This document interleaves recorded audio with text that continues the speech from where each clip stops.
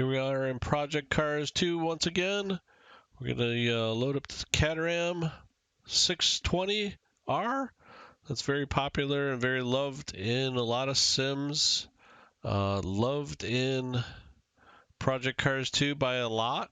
Loved in Project or AMS 2 by many. Feeling of the force feedback is phenomenal in this car.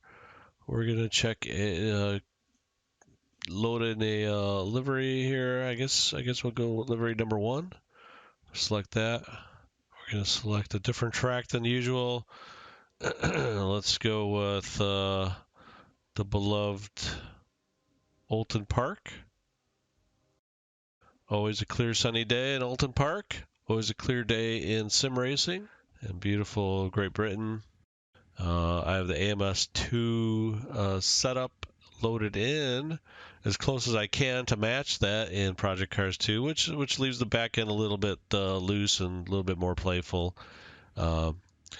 Let's change the force feedback file is what we're most concerned about, and how the car feels in the game.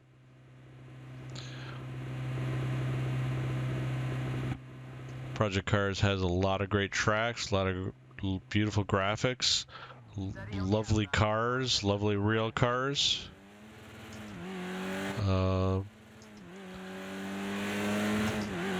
Here we are getting a ton of force feedback on this car. We got a lot of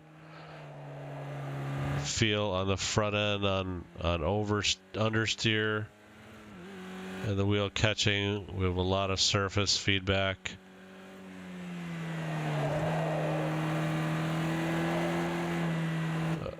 You can feel the tires, I guess it's tires flexing or tires grip and just biting and fighting its way back to traction. And it's just a balance there. You can feel the brakes, the suspensions on the front end. You can feel the back end kick out. That's one thing with even the default Project Cars flavors. Force feedback flavors, you can feel all this, but Christiaan Pures just has done a number on this game. This is a phenomenal car. I think the gain is set a little bit too high, very controllable. Very enjoyable, but for most, I think most people want a little bit less. So let's see if we can get there.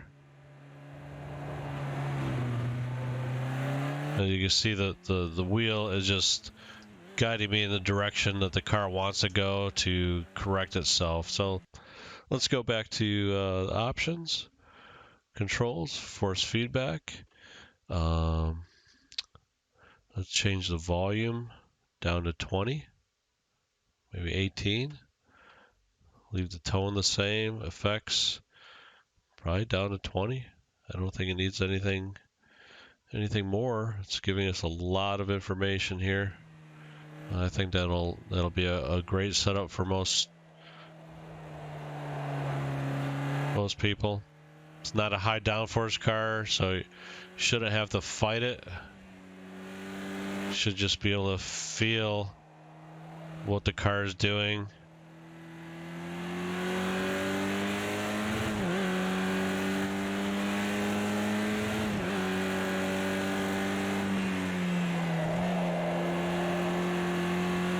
Just fighting it through, or playing with it through the whole corner. It's very enjoyable.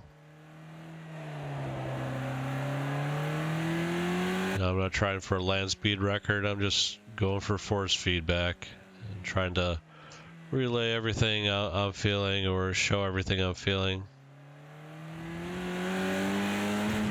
FX could be a little bit stronger, but I don't want to overwhelm the straight feel on here.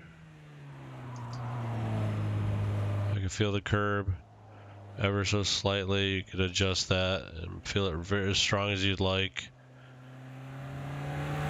I feel all that roughness. And you can watch it in the lower left graph. Feels the road condition. Change the momentum of the car. And you can balance that through the whole corner.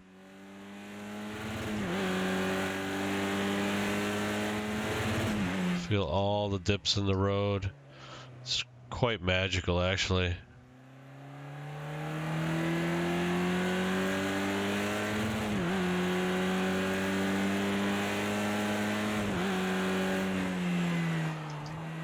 If Project Cars 2 or some system would have a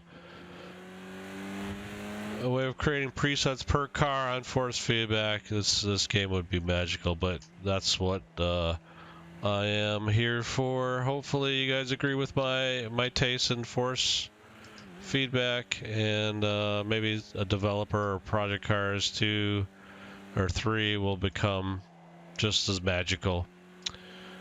I think we have a really phenomenal force feedback setting for this car, where you can still feel all the road textures, brake feel of the car, balance the car, and play with the physics that are really better than most people give this thing credit for.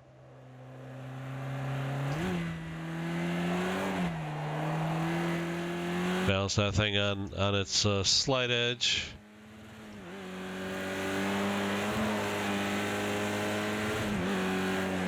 Alright, you guys stay healthy. Stay racing. And we'll catch you on the next one.